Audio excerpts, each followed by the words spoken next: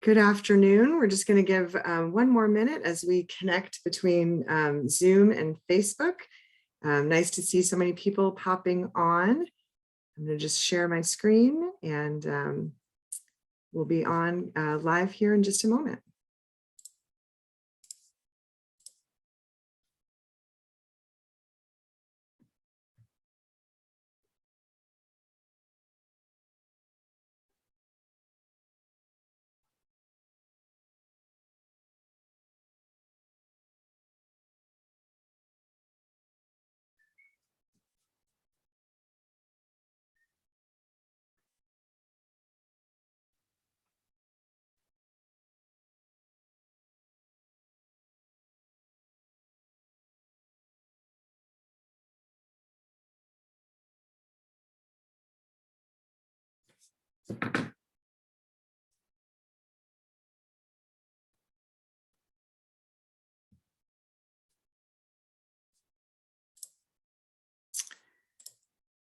All right, so good afternoon, welcome.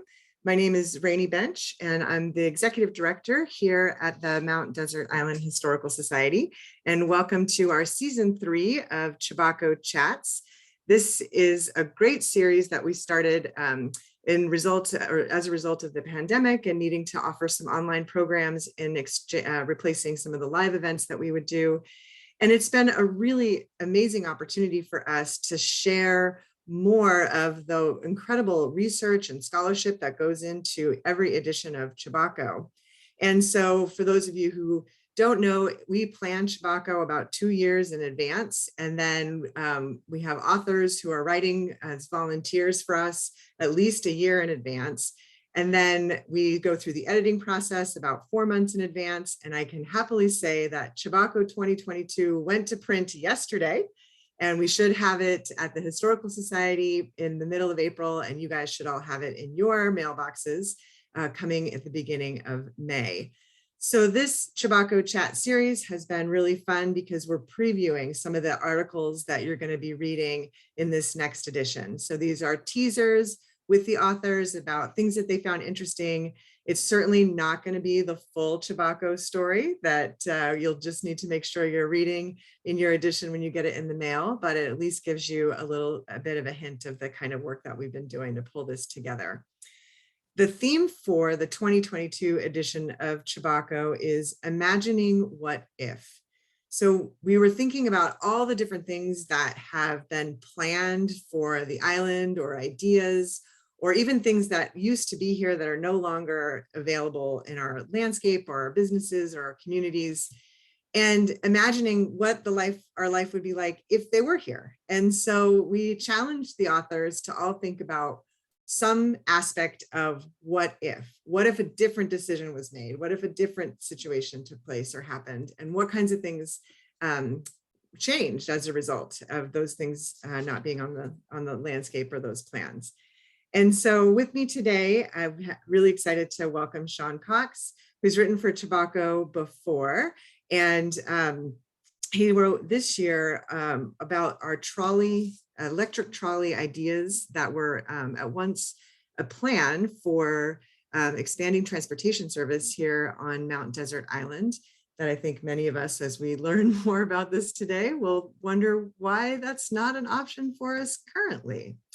So I'm really excited to welcome Sean back to Chebacco Chats, and I'm gonna screen share and get us started. So we have Sean's article is Electric Ideas and Trolley Troubles. And so Sean, when I think about electric trolleys, I have a tendency to think about them as being unique to large cities. But your article points out that there was really an extensive use of electric trolleys in cities across America, including quite a few in Maine. Can you tell us about these trolleys, where they were located and why they were so popular? Thank you for the wonderful introduction. And I'd like to echo the comments that I made the first time I was giving a talk for these Chebacco Chats, and say that although nothing beats giving these types of presentations in person, I am honored to be a part of the digital versions. And I think it's a very important tool in our toolbox nowadays to be able to keep telling these stories even in difficult times. So thank you for that. I'll start, yes, by talking about some of the electric trolleys in Maine. It's not such a far-flung idea. It was something that was fairly common even by the early 20th century in as remote a state as Maine. So I'll give a very quick plug here because Dick Judd, who was my undergraduate advisor at the University of Maine, had a book partnership with Stephen Hornsby, and they created the Atlas of Maine, which I happen to have here next to me as a perhaps historical comfort blanket. But one of their plates that they did was all about electrification in Maine. And this was a wonderful jumping off point to start talking about these trolley systems in the state, because you can see places like obviously Bangor and Old Town, but Portland and Augusta and Waterville, there were lots of different cities and towns all across the state that had these electric trolley systems in place operating in the early 20th century. So it was a wonderful option for mass transportation, starting to shift away from horse-drawn means of conveyance, but just on the cusp of automobiles taking over. So it was kind of a dynamic mobility landscape. And some of the images that you've provided here actually demonstrate some of this in a very important way. So in the most prominent image down in the left-hand corner, you can see there are electric trolley tracks down through the center of the street, but there's also horse-drawn carriages right there in the middle, and you can even see a bicycle leaning up against the curb on the left. So this is the type of dynamic hybrid mobility landscape that we were seeing in the early 20th century. And this made a huge difference on local town planning and transportation for local folks. In the upper right-hand corner, you can see a trolley example, which isn't right in the heart of a downtown center. It's transporting people to and from these hubs. So you can see some of the effect of this transportation revolution that was happening at this time. So it wasn't an outlandish idea to envision a electric trolley in a place like Bar Harbor or MDI at large. So knowing that it wasn't an outrageous idea, do you know how this idea was brought to MDI? And, electric trolleys are here obviously already prevalent, but there were other modes of transportation related to steam or gas engines that were also really almost equally prevalent at this time. So how was this brought to MDI, and were there other considerations for transportation other than electric? Definitely. So MDI as a kind of a unique landscape in Maine, as by the early 20th century, there are already plenty of discussions about trying to preserve landscapes. This is the early days of the Hancock County Trustees group that would eventually go on to form Acadia National Park. So there was a discussion about preserving land on MDI already.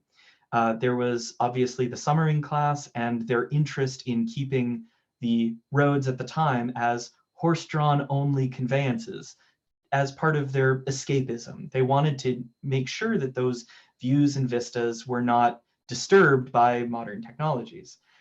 But you also had an industrializing Maine. So you had this conflicting interest to modernize and improve the lives and transportation of locals, but you also had this summering group which wanted to preserve the rustic escape retreat aspect.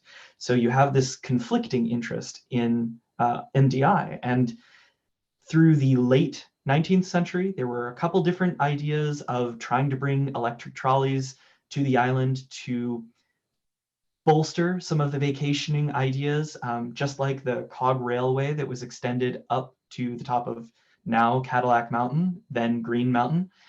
There was an early idea to have an electric trolley go from Bar Harbor to the top of Eagle Lake that then would connect with this cog railway to go up to the summit of the mountain. So as a tourism novelty and showcasing modern technology as an added feature, not a detractor.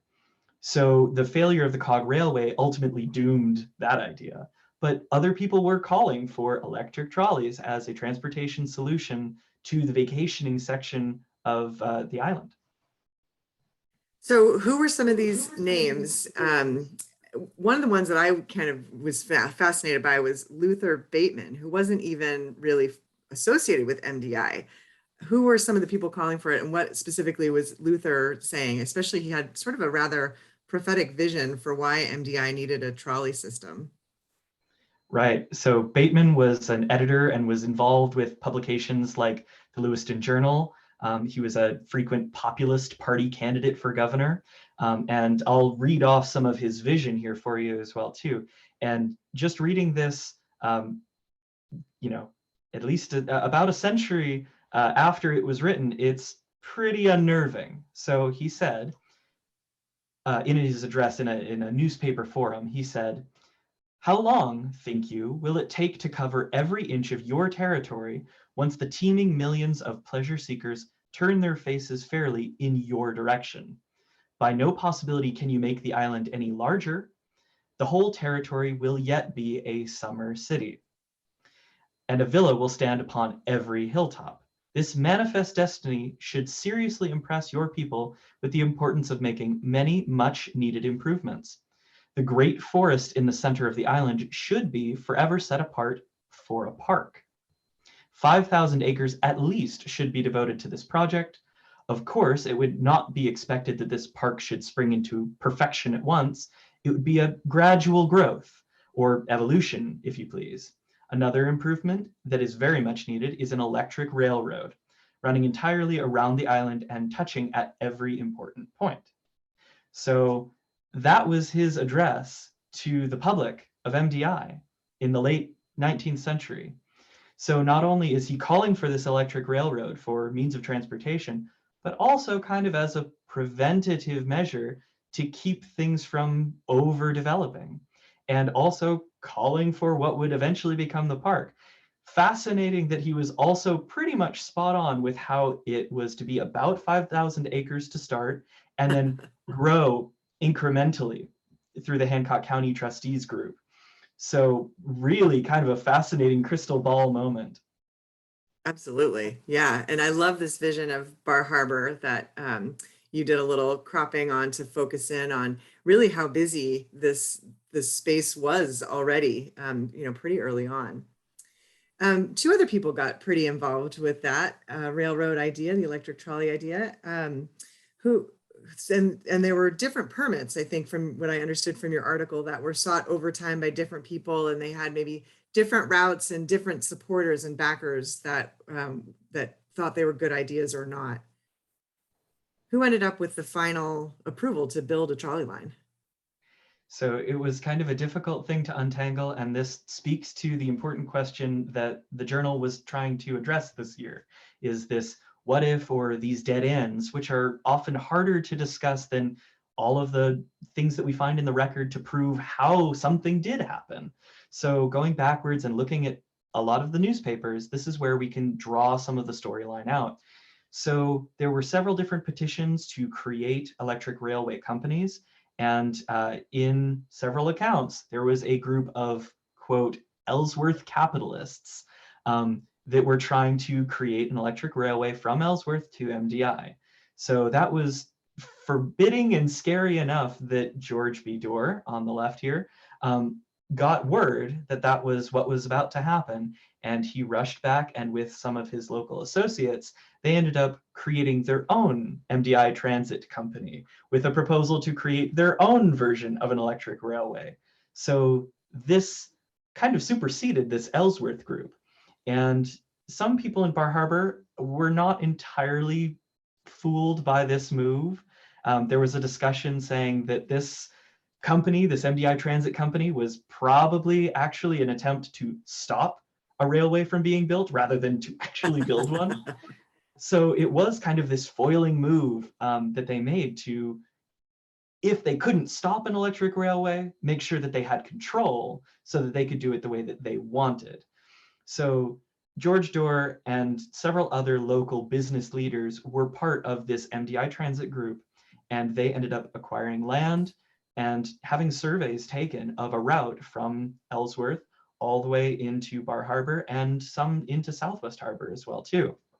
So that was kind of the early 20th century battleground. In the first couple of years, this MDI transit company, will they build it? Will they just hold on to the land? Are they trying to do something covert or secretive, or just as a preventative move. And of course, it's in the hands of a lot of these either business leaders or summering rich elite like George was.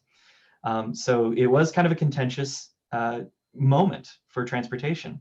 And on the right, L.B. Deasy, Senator L.B. Deasy, I think this is his judicial picture, actually. He became a Maine State Supreme Court Justice later on, but L.B. Deasy was an associate of Dorr and sympathetic to the railway possibility.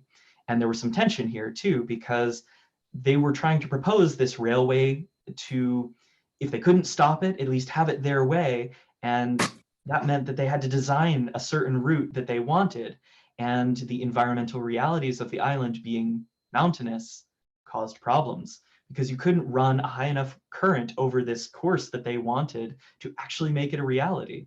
And Deasy was interested in saying, well, if we can't do it with electricity, maybe we could do it with steam. And that was actually a petition put forward before the Maine state legislature, which received serious kickback from locals. They gathered in big groups in Ellsworth and Bar Harbor, and there was a fear that this was going to be a ploy to sell out to the Maine Central Railroad Company. So there was this fear that, okay, we have technically local people designing an electric railway, but if they allow steam, then they'll just sell out and it'll be this massive inconvenience and cause all sorts of problems. So it was very tense, and there were a lot of people very invested in this happening.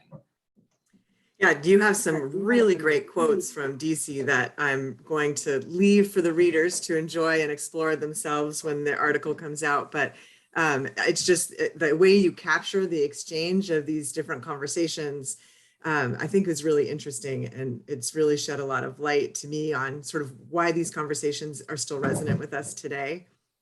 And so we both kind of alluded to the fact that this idea of what if and finding things that we can document in the historic record for projects or events or situations that never actually occurred, it can be really hard because they're not as well documented, or they're, the records are thrown away because the thing didn't happen.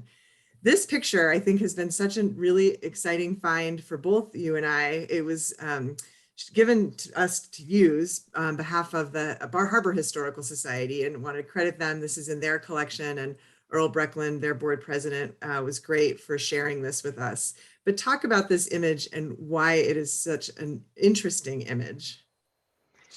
This is fascinating. So this image here, labeled Main Street in 1909, this is exactly the moment when all of this is coming to a head, and there are competing interests and proposals. And 1909, there are already people on the island who are invested in bringing automobiles to the island and driving everywhere. So there is this really rich moment of contentious hybrid mobility space and outlawing cars and fighting against that and intentionally usurping that law and driving into town anyway. So it's a fascinating moment. And this image, at least on the surface, captures, oh, look, there was an electric railway down the main street of Bar Harbor in 1909. We know that that wasn't real.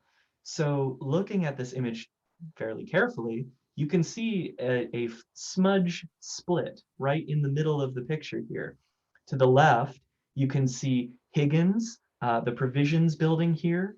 But on the right, you can see the electric trailway tracks going through the middle of this road. You can see horse-drawn carts, and you can see buildings that look somewhat convincing as a local Maine town. It could be Bar Harbor, but it's not. We don't know exactly where that side of the picture has come from, but they've grafted these two images together to produce exactly what this article and this journal is talking about this year, is this what if moment. So created to kind of give people a visual as to what it could be, it's a fiction. So I'll use this moment to very briefly talk about the archives and scrutiny. And of course, my headspace is I'm a PhD student and I'm always in the archives.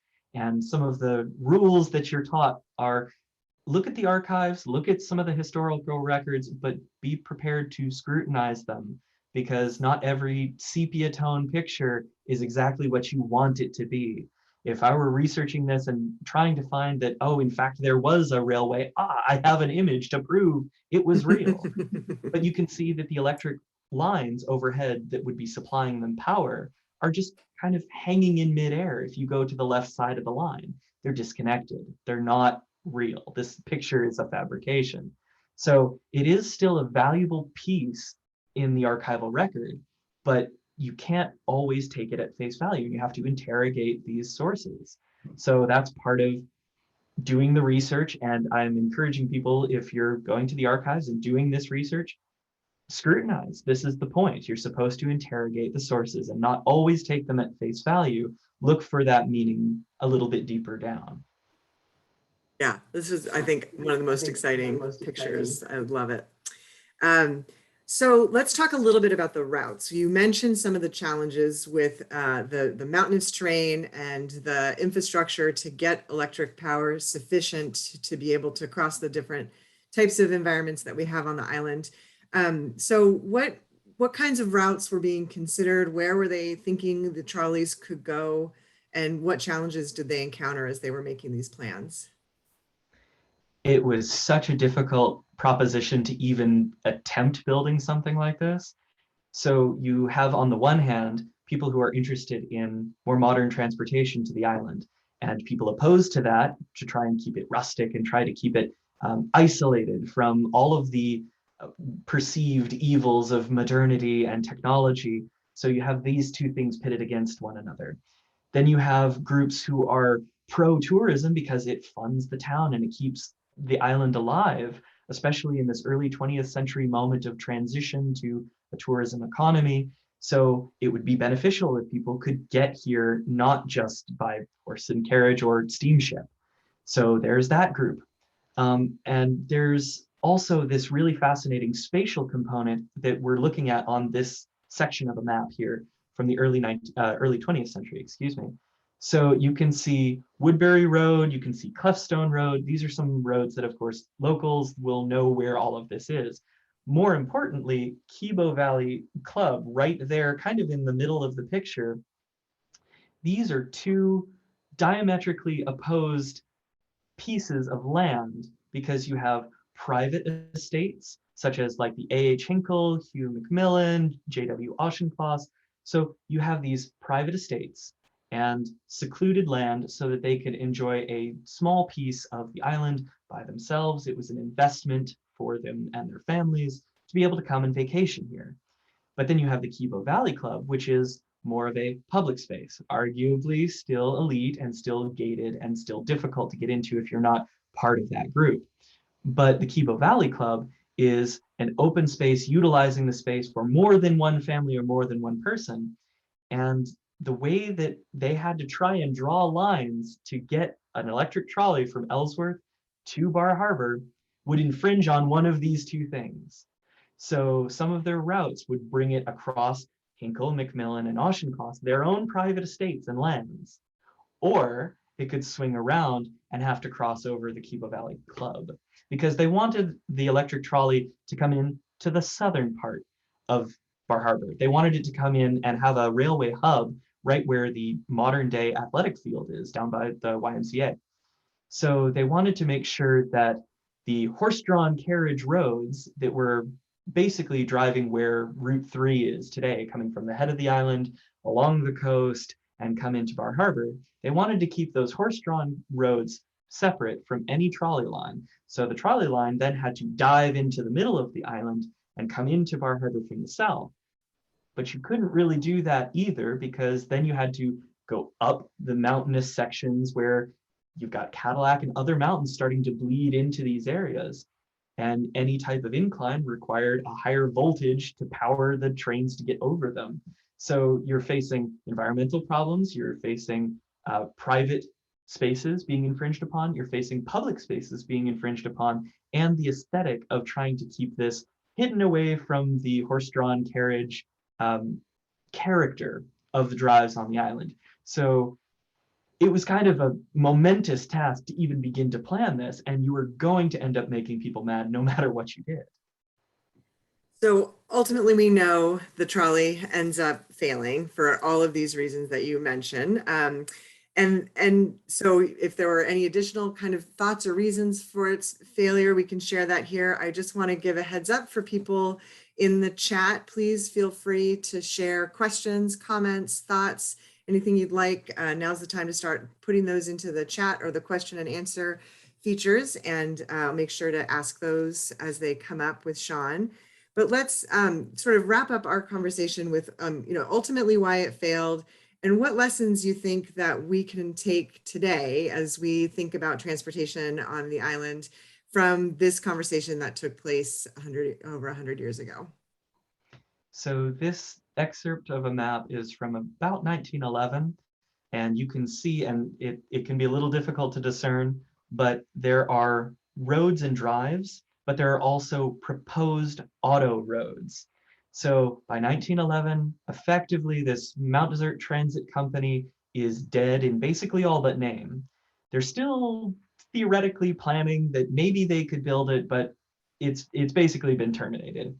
So Dorr, along with others, start to realize that the automobile is a reality that you're going to have to accept in some way, shape, or form.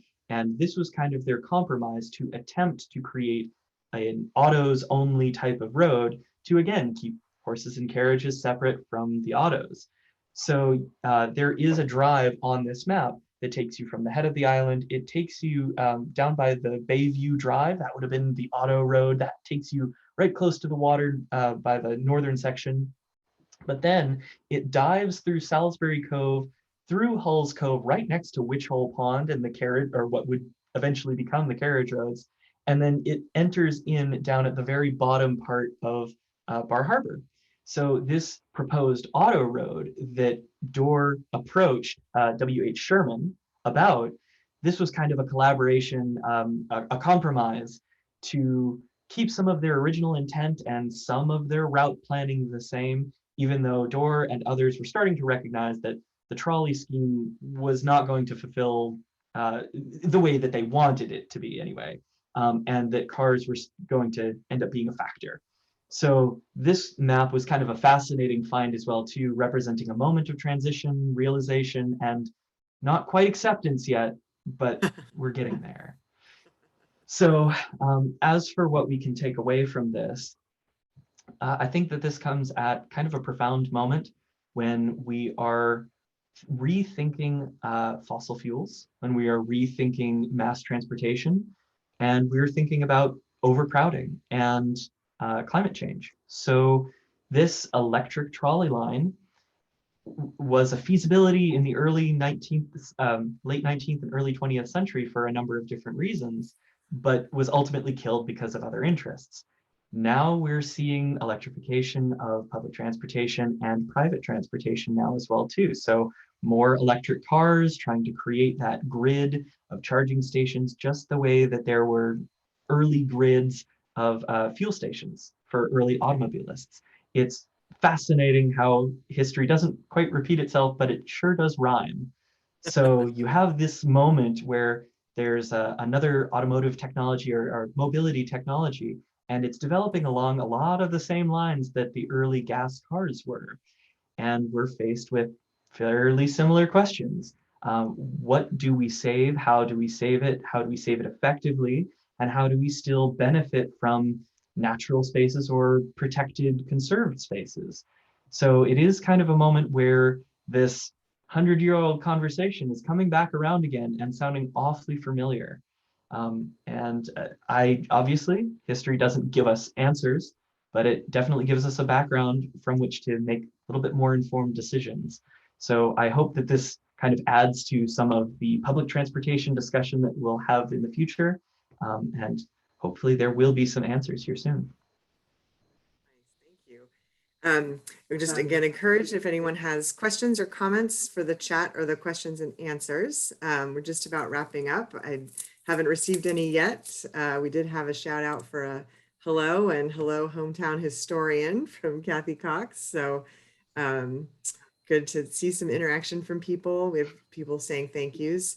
As we do wrap up, if there's a question that pops up, I'll ask it, but just to let everyone know that Chebacco Chats is featured every Thursday, usually from 4:30 to 5. However, next week we have a really special edition of Chebacco Chats.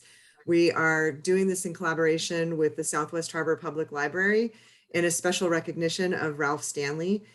He passed away earlier this year. He was a really important historian, involved in both the MDI Historical Society very deeply and also at the Southwest Harbor Public Library.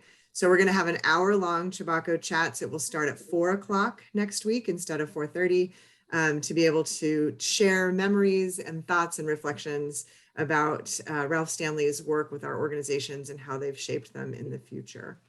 I do have 2 questions. So were there any interurban lines in Maine? Actually, and this is again one of my shout outs again to the Atlas of Maine, Historical Atlas of Maine, Dick Judd and Stephen Hornsby. There were networks that were going from urban as urban as Maine ever really becomes, but urban centers to urban centers. So there were plenty of lines that were crossing spaces. For example, and I'm looking at one of the plates in the big book here. There were lines between Augusta stretching towards Lewiston, Auburn. There were sections from Bath to Portland, Portland to Old Orchard Beach, Old Orchard Beach to Kittery. And of course, there was Bangor to Old Town and Bangor to Winterport. There was even sections of line, Caribou, Washburn, Presque Isle. So this wasn't just only in the southern part of the state. There were sections that were being developed in the early part of the 20th century. It was definitely an option for not just private transportation, but commercial transportation as well too. So they definitely existed. And between Ellsworth and Bar Harbor, obviously wouldn't have probably qualified as, say, an urban space to an urban space, but it would have been a transportation between hubs, transportation hubs, because you have Bar Harbor as part of the steamship line. There were ships coming into ports, obviously, all the time. And you still had roads getting onto the island, or road getting onto the island, as we're very well familiar with the singular road onto the island. But it would have provided another opportunity to get onto the island in a different way. And it would have allowed commercial transportation between Ellsworth and Bar Harbor. And there was also an argument and controversy about how they were going to go from Ellsworth to the island, because there was an argument saying that the proposed line didn't go far enough down by the river so that Ellsworth would benefit commercially from ships being able to offload and load before the electric line would dive in and head down towards MDI and cross by the Narrows. So there are definitely interesting moments of node to node electric transportation. So we have a great job on the sleuthing, Sean. Thank you. And then last question would be, how common were mock-up photos like the one that we showed as an example today? That's a spectacular question. So I don't have a wonderful answer on that, because it totally depended on the interest and skill of the photographer at the time. Obviously, and this is my strong belief, that the image, or on the right-hand side of the image, the part that isn't Bar Harbor, that was very likely another main town, main scene, probably one of the towns that had the electric railway already running in it. So perhaps a local photographer took the left-hand part of the picture and either went and took that other side of the picture himself or herself and spliced it together, or there was a partnership between photographers. It's really unclear, and it's difficult to uncover that type of provenance, the history behind these images.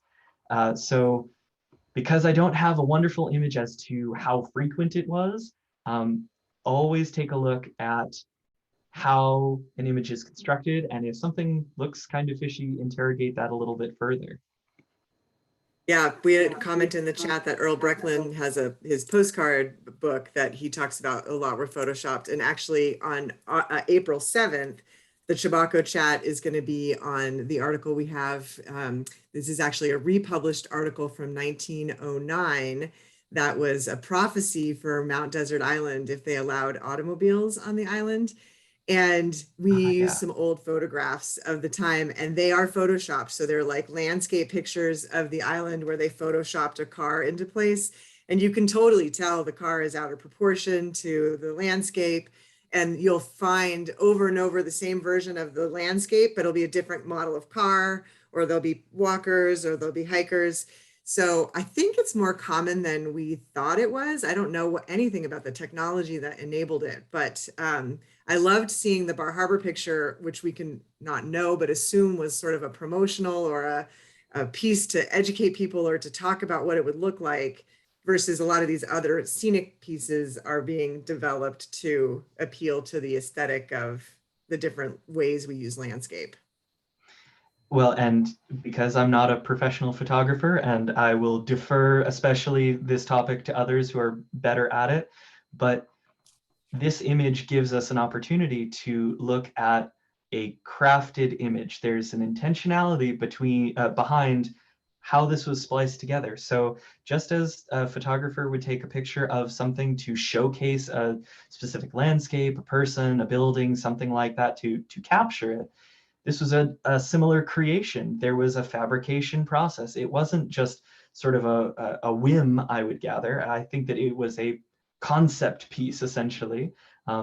Perhaps not going too far out on a limb to suggest something like that, but there is an intentionality behind it, which, even though the image is not real, it doesn't capture a real moment, it does capture a real idea or anxiety. And whichever way you want to interpret that picture, I'm not sure. But just like Arthur Train and the prophecy of Mount Deserted, and there were a couple others at that time too, which I'm interested in exploring further. There were lots of these sort of prophetic doomsday, end of natural space, modernity crushing everything in its path fears that were being expressed in the public forum. Lots of newspapers carried articles like this, and there were a lot of them here in Maine too. So I hope to do something with those stories one day as well too. We did have another question. Do you mind taking a moment to Absolutely. answer? We're a few minutes past our time, but people are asking. I'm happy to stay on. What did you find to be the most interesting or surprising about the failed trolley proposal or plans while researching it? I would say the most surprising piece to me was that they were still trying to negotiate between obviously private land and public land, and you can argue how public really was it. But also, of course, Dorr was part of the Hancock County Trustees group that was starting to build pieces of land to create Acadia National Park. So there are sections of land on the island that they're trying to buy or reserve for that effort to create first a national monument, then would become a national park. But then you also had all of these other interests competing too. And Dorr and several of his associates are always members of these groups. So these names crop up all the time. So that isn't surprising. But what is surprising is that the environmental reality of the island that was a feature of the island, the natural wonder of the island, the way that they proposed that this Sieur de Mont National Monument was so significant that would become Acadia, is the mountainous landscape and the rocky, rugged coast and the interior forest and all of these fascinating pieces of environmental landscape that ultimately did end up defeating this transportation solution, which may have potentially preserved more of it by not allowing as many cars in. So the fact that it had to not cross other roads, the fact that it had to try and drive around private estates, that it couldn't cross Kibo Valley because that would have been a travesty. And of course, you didn't want it to go through private lands reserved for what would become Sieur de Mont. It had to go over rocky, mountainous sections of the island, which was a feature, why people wanted to come here, why they thought it was beautiful, and why they thought and argued for it to be preserved and not become the summer village, summer town that was prophesized in all ways. So the environmental reality of it not being able to climb over a steep enough section of the mountain that they were trying to preserve and showcase was what kind of ultimately killed it. It was fascinating to me anyway. Great answer. Thank you. Thank you all so much for being here this afternoon. Thank you for the great questions. And Sean, I really appreciate your writing for Chebacco again and doing the Chebacco chat. And just one last quick reminder, next week we are starting at 4 o'clock for the Ralph Stanley chat rather than 4:30. And then after that, the rest of the series will resume our normal times. Thank you all very much. We'll hopefully see you next week.